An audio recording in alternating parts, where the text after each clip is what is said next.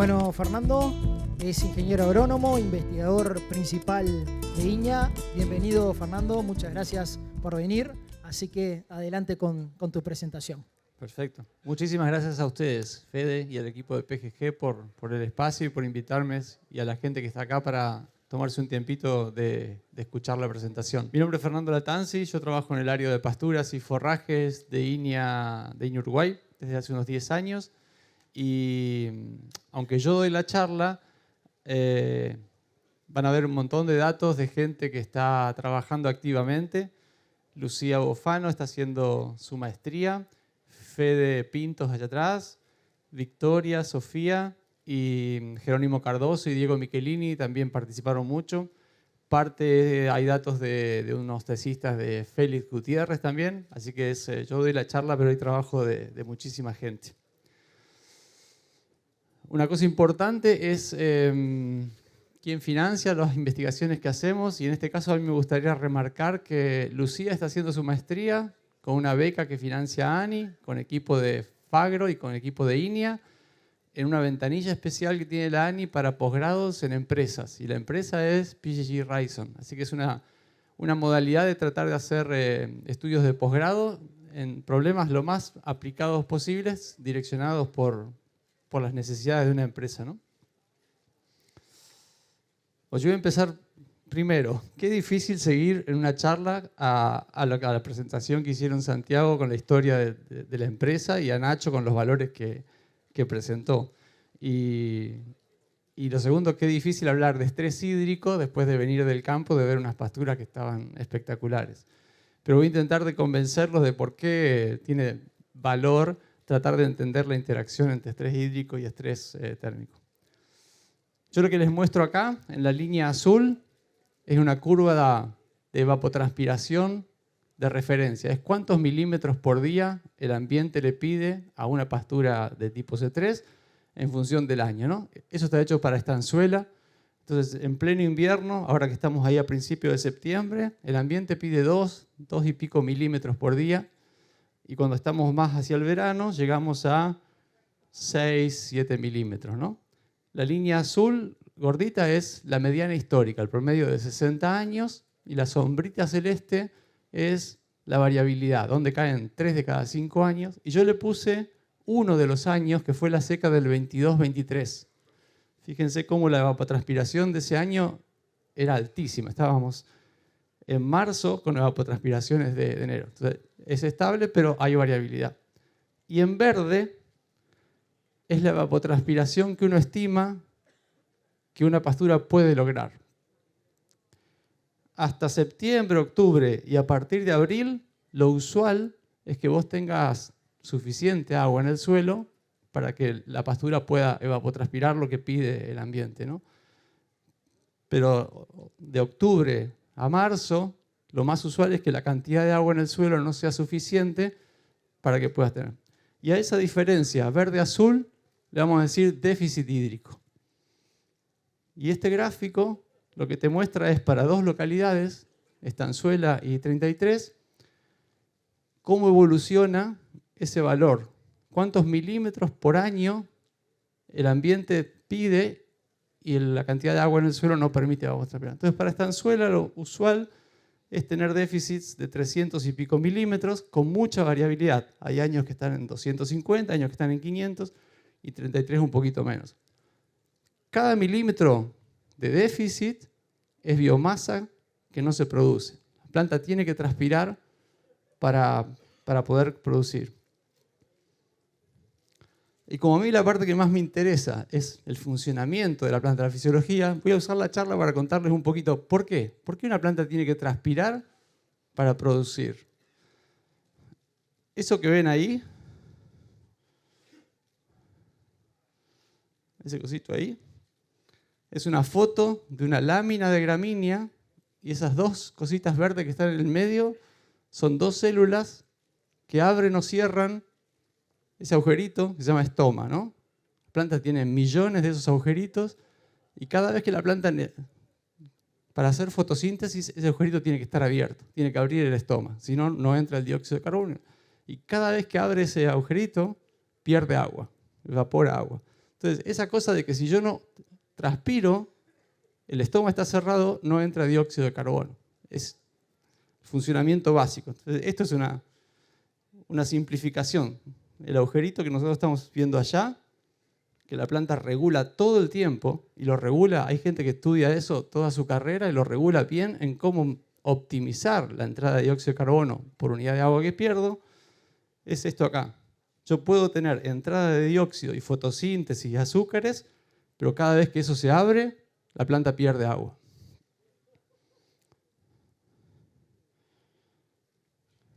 ¿Por qué la planta cierra? Porque cuando empieza a detectar que el suelo está seco, empieza a regular esa piedra. Deja de fotosintetizar, pero si pierde todo el agua no puede mantenerse viva, ¿no? Está todo el tiempo regulando eso. Bien.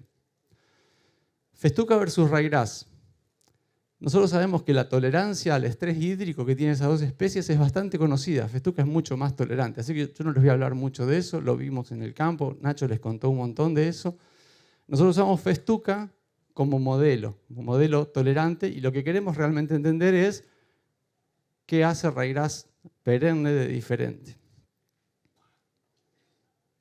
Y acá por ahí la primera, no sé si los va a sorprender, pero es difícil encontrar años en los que el déficit hídrico es tan grande que te mata las plantas de sed. 2022, la sequía 2022-2023, este gráfico está hecho hasta enero más o menos. Íbamos en 600 milímetros de déficit, eso llegó a 900 milímetros de déficit. La del 88-89 llegó a 670. Esas son las sequías grandes que borraron pasturas. Pero es una cada tanto.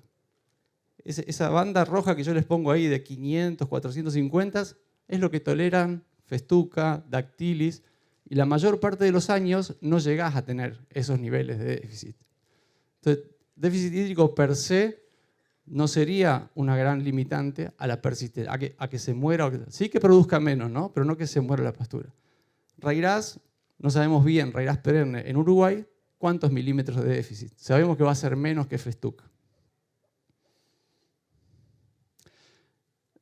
Pero lo más interesante, o me parece, ¿por qué estudiar esto? No está alrededor de déficit hídrico, es que los déficits hídricos en nuestro ambiente ocurren usualmente o siempre acompañados de temperaturas que están por encima de las temperaturas a las que estas especies les gusta vivir. Festuca, Ryegrass, alfalfa mismo, 23, 24 grados, ya está. Por encima de eso es demasiado, y a 30 y pico de grados se muere. Entonces acá siempre tenemos esa combinación de estrés hídrico y estrés térmico. Así que lo que tenemos es estrés combinado en verano. La combinación de los dos estreses operando al mismo tiempo. Y para ser más exactos, tenemos varios eventos de estrés térmico.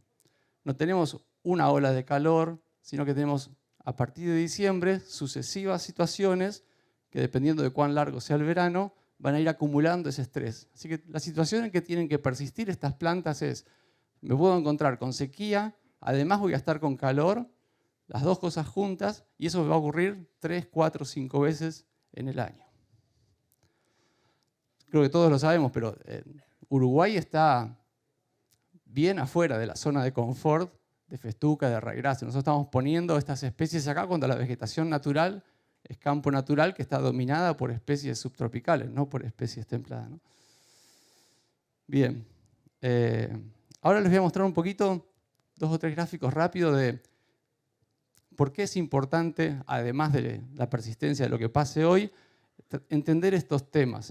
Yo acá les muestro la evolución de la lluvia en Estanzuela de 1965 hasta 2025, y a la derecha la evolución de la variabilidad de las lluvias, el desvío estándar de lluvia. Entonces, fíjense que no hay realmente un cambio en estos años en cuanto llueve en Estanzuela.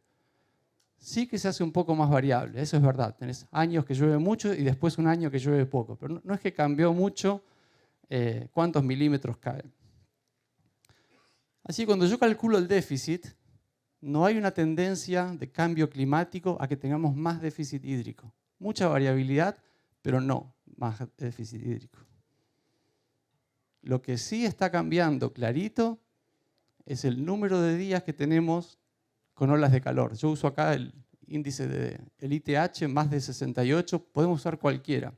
Y fíjense cómo desde hace 30 años,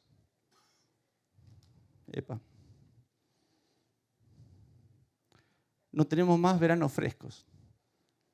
¿Sí? Desaparecieron los puntitos de veranos frescos. Capaz que no aumentó mucho el número o la intensidad de los veranos calurosos, ¿no? Pero no tenemos más veranos frescos. Así que el tema de estrés térmico es relevante hoy y de las tendencias climáticas que podemos ver, es una de las más claritas que se va a ir acentuando.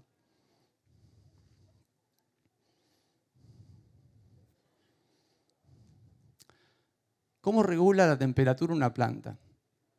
¿Cómo hace una planta para enfriarse?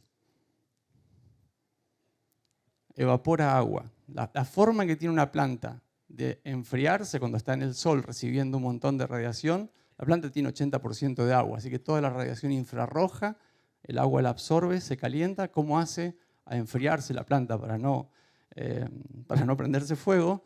Es evapora agua.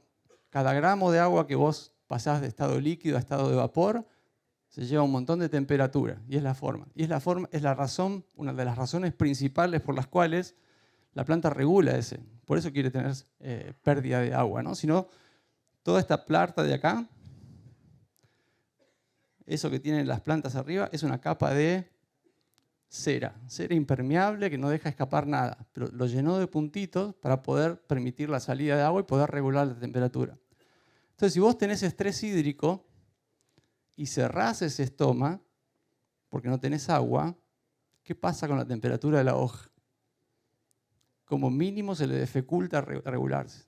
Vos exacerbás el estrés térmico cuando tenés una planta en estrés hídrico. Y por eso me interesaba ponerlo de la interacción. Acá es sin dibujitos. Es un tema por ahí. ¿Qué es lo que le hace a una planta si tiene mucha temperatura? ¿Qué es lo que le complica?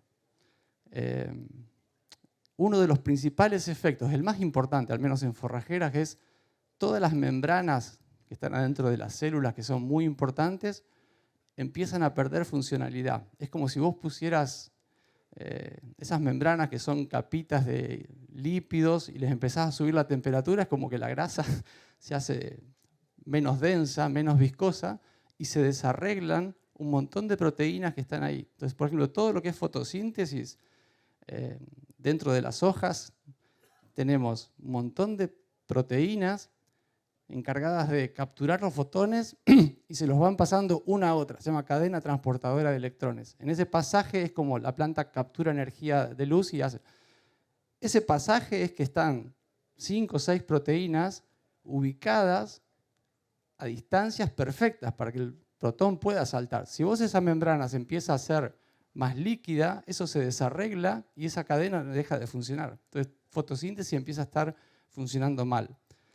Y la otra función que nos interesa a nosotros es, una vez que vos tenés el azúcar producido, eso viaja a un meristema, ¿cómo hace una célula crecer? ¿Por qué vemos crecimiento de plantas? Es porque hay una membrana que lo que hace es llenarse de agua y hacer fuerza para expandir las células. Las células crecen en función a llenar de agua una membrana y eso hace fuerza y ese también, si la membrana esa no anda bien, todo ese.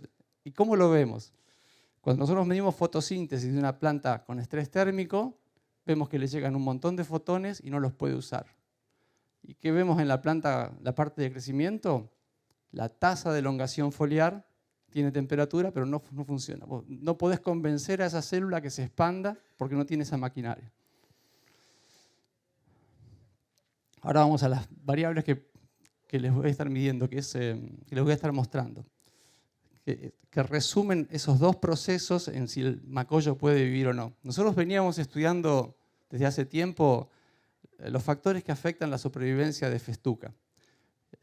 Y la altura, lo primero que habíamos visto es, no era difícil hacer persistir festuca que pase viva el verano si nosotros la defoliábamos poquito o no la defoliábamos. Entonces fíjense cómo cuando nosotros cortamos macollitos con una tijera, ¿no? En enero y febrero, si los cortamos a 7, 8, 9 centímetros acá, muy poquitos macollos se mueren. Ya si los corto a 3 centímetros, se mueren. Se mueren que en un mes, menos de un mes, se nos murieron el 40% de los macollos. Entonces es fácil matar festuca cuando vos le removés el área foliar y la dejás que no pueda transpirar. Entonces lo primero y todas estas son plantas sin estrés hídrico, ¿no? Eso nos llevó a pensar que lo que la planta estaba sensando es que se estaba muriendo de calor. Cuando vos le sacás las hojas, no puede transpirar, se calienta y se muere. Si yo el corte lo hacía a las 9 de la mañana, pasaba eso. Si lo hacíamos a las 5 de la tarde, el mismo día, las mismas plantas al lado, se moría mucho menos, incluso si las corto a 3, porque durante la noche la planta tenía 7, 8 horas para producir medio centímetro de hoja, pero ya está, una vez que empieza a transpirar, puede regular la temperatura. Los macollitos quedaban así, pero no se morían, ¿no? Y eso nos llevó a pensar, bueno, estrés térmico es lo que está manejando esto. Cuando lo hicimos en Raigras, la misma altura de corte, fíjense que con 3, fíjense este efecto, con 3 centímetros, en una semana matamos el 100% de los macollos, o sea, no quedó ni uno vivo. Y con 9 centímetros, o sea que tenía área foliar, logramos matar 40. Claramente la especie, y esto es en Estanzuela, que es uno de los lugares más templaditos de Uruguay. Después de Rocha debemos estar nosotros. Así que claramente la especie es más sensible. Sin déficit hídrico, regado con nitrógeno, espectacular. Se muere igual. Este lo hicimos este año. Ya empezamos a comparar con riego y sin riego, en este caso Raigras, ¿no? Esto también es en Estanzuela. Entonces fíjense, con riego, con un corte laxo de 12 centímetros o de 6 centímetros, en ambos casos dejamos área foliar, nada más que un poco más, un poco menos, más o menos en diciembre y enero, sí, todo el verano, la mitad de los macollos quedaron vivos, las líneas verdes. Si la planta estaba en secano, el 20%. Así que el efecto de estrés hídrico sobre Raigras, o el efecto de riego sobre Raigras, manteniendo vivos los macollos porque le permite regular mejor la temperatura, clarito para Estanzuela.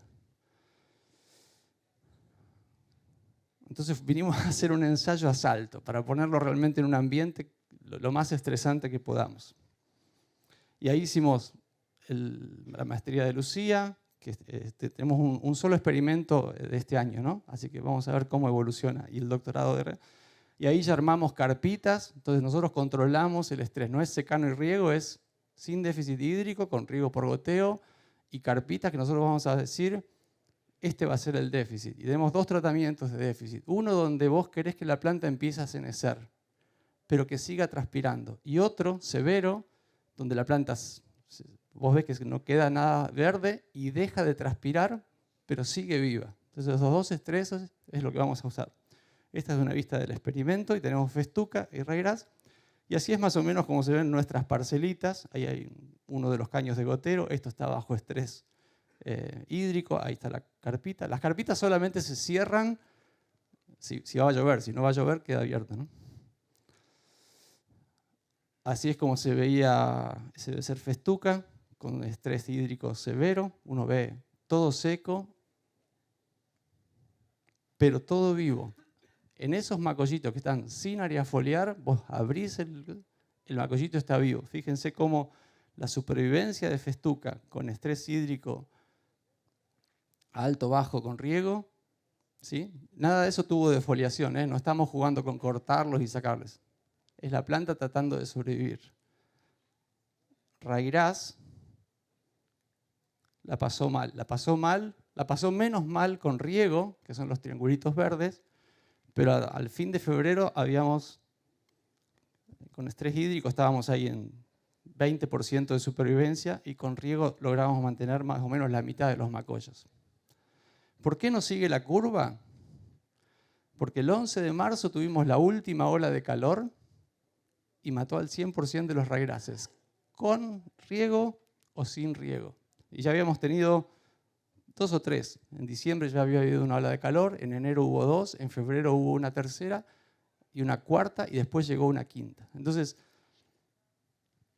ese efecto acumulativo nos creemos es lo que está explicando por qué en Estanzuela yo puedo tener ryegrass que pasa vivo y en Salto no lo logramos. El verano de Estanzuela, comparado con la duración del verano de Salto, es un mes más cortito. Ya a mitad de febrero empieza a bajar la temperatura. En Salto tuvimos temperaturas altas hasta principios de abril en este año, ¿no?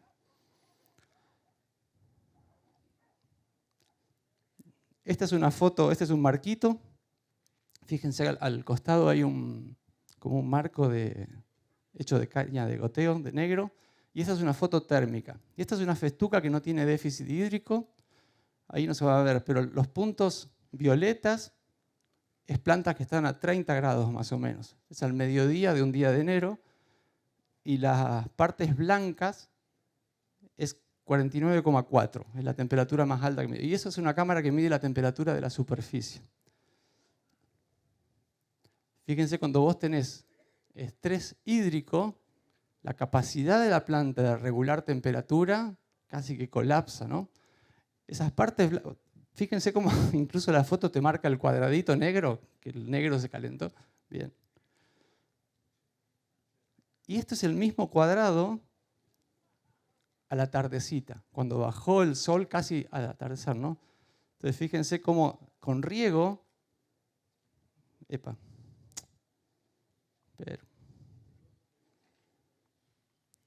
mientras la planta aguante unas horas y pase, ya la tardecita baja la carga de irradiación, la planta entra controla su temperatura.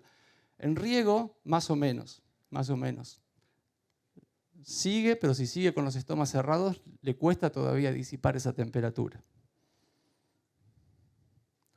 Y esto es ryegrass. Entonces fíjense cómo esto es festuca, mismo día.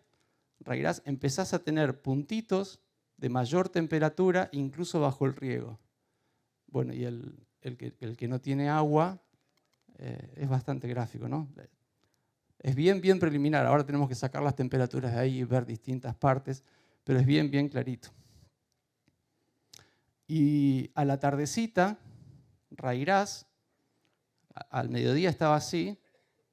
Eso que se ve ahí es un gotero que está instalado, ¿no? Pero fíjense que esto, que son plantas, no logra disipar. Ni siquiera a la tardecita, cuando no hay, la planta vos la vas a medir, sigue caliente. No logró abrir los estomas, está guardando temperatura todavía del calor que le cayó a la mañana. Entonces, ¿qué pasa con la densidad? El número de macollos por metro cuadrado. Festuca la pasó mal, pero logramos pasar todo el verano y llegar ahí al 20 de abril con 1.500 macollos vivos. Se perdieron 1.000 macollos, más o menos la mitad de la población se murió, sin mucho efecto de si estaba seco o no. Y ryegrass fue una caída continua, se murió todo. Así quedó allá. El último puntito, pues ya me estoy pasando.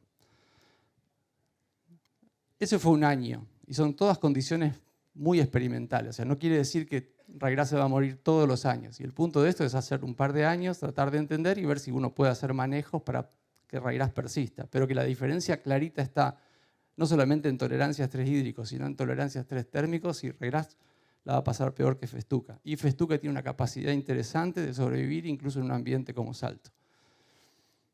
Igual de tener una especie tolerante a estrés, vos querés tener una especie que sepa recuperarse del estrés. Porque si vos tenés una especie súper tolerante, pero que no se recupera, te compras un cactus, que no se te va a morir nunca, pero que nunca te lo vas a poder comer. ¿Y cómo hacen las forrajeras a recuperarse? Bueno, una parte es la tasa de elongación foliar, pero lo que tienen las forrajeras es, cuando vos perdés densidad, tienen un banco de yemas, que son esos puntitos que están acá. Esta es la base de un macollo de festuca. Esta es una hojita. Ustedes, si pelan todas las hojitas, van a ver estas cositas así, que son yemas, y de ahí salen macollos, ¿no? Ya tenés otro de otro lado. Entonces lo que nosotros hicimos es ir viendo qué hacían las plantas con las yemas, porque si las yemas también se morían, se terminó tu capacidad de recuperación, ¿no? Y lo que hacemos es, vos ves esa yema y le aplicás distintas tinciones. Una se llama tetrasóleo, si es rojo, la yema está viva. Es lo mismo que se usa para las semillas, para saber si está viable. Entonces fíjense, este es raigras, este es festuca. Festuca tenía 3 yemas de un lado, 3 del otro. Están todas rojas. Son yemas que están quietas, pero están viables. Y raigras, si ustedes las cuentan, tienen 1, 2, 3, 4, 5, 6 allá abajo. Y si das vuelta al macoyo hay otras 5. Tiene como 11 yemas. Todas viables. Claramente el estrés hídrico y el estrés térmico no están afectando esa parte de la planta, ¿no? Pero ¿qué hace la planta con esas yemas? Acá en el eje X yo les muestro el número de yemas, vamos a decir. 0 es la hoja más nueva y de ahí vas midiendo para abajo en el macollito a ver cuántas yemas hay y qué hay en esa yema. Y yo lo que les muestro es, raigras en azul oscuro tenía 11 yemas presentes. Raigras, como produce hojas más rápido que festuca, te pone yemas más rápido que festuca. Así que tenía 11 yemitas. Pero cada vez que ustedes ven una barra para arriba, indica qué proporción de esas yemas ya habían sido disparadas. Se había generado un macollito ahí, ¿no? Festuca tiene menos yemas y las primeras 3 yemas o 4, fíjense, la 1, la 2, la 3, la 4, 0. Esas yemas seguían siendo yemas, no había macollado. Estas son plantas bajo riego, que pasaron el verano, pero bajo riego. El mínimo estrés, ¿no? Entonces festuca puso las yemas, no había disparado ninguna. No hubo forma de convencer a festuca bajo riego que macolle. Raigras, ya la yema número 1, que es la primer yema, la que está en la hoja, ya tenía un 20% de esas yemas que habían generado un macollo. Esos son todos macollitos que la planta genera en diciembre y enero, que son de 1 milímetro y se mueren a los 15 días. No tienen raíces. Entonces raigras, voy cerrando, cree que está en Nueva Zelanda, que puede macollar en diciembre y que esos macollos van a vivir. Y festuca al revés. Festuca dice, llegó el verano, yo acá me quedo quieta y después me recupero. A ver. Conclusiones de este primer, cómo lo venimos viendo hasta ahora, ¿no? Estrés térmico versus estrés hídrico. Estrés hídrico te baja productividad, cero duda. Nacho nos mostró a cuánto podés llegar si vos sacás eso. Persistencia, o sea, vivo o muerto. Estrés térmico creo que está regulando más claramente en Uruguay eso, y estrés hídrico exacerba ese efecto. Si vos tenés una planta que está complicada con temperatura y le cerrás los estomas porque no tiene agua, peor. Raigras, mucho menos tolerante que festuca en los dos casos. No sabemos por qué, pero que hay una cosa de que no es que pasa la primera ola y la planta ya responde. Hay una especie que es como que se va acumulando, y por eso me parece, en un par de años vamos a poder tener una idea de, dependiendo de cuán largo es el verano, si estás en Paso de León, en Artigas o en Rocha, raigras la va a pasar mejor o peor, ¿sí? Porque si vos tenés estrés intenso, pero 2 nomás, es estanzuela. Perdés densidad, pero la planta se puede recuperar. Si estás en Salto, no son 2. Tu verano empieza 20 días antes y termina 30 días después. Y eso es lo que te va acumulando. Bien. Eso es fácil de decirlo, pero cómo la planta se da cuenta de eso, no sé, es lo que tenemos que aprender. Y capacidad de recuperación, tenemos que hacer un raigras que no macolle. Porque si raigras llega el verano y sigue produciendo macollos, se va a usar toda la capacidad de recuperación. Si ese macollo queda vivo, lo que vamos a ver es un otoño que no arranca nunca. ¿Sí? Repetimos que verdeo la festuca. Va a arrancar más rápido festuca porque tiene todas las yemas ahí. Y vos raigras lo vas a tener que esperar a que produzca hojas nuevas, yemas nuevas y recupere densidad 2 meses después. Bueno, muchísimas gracias.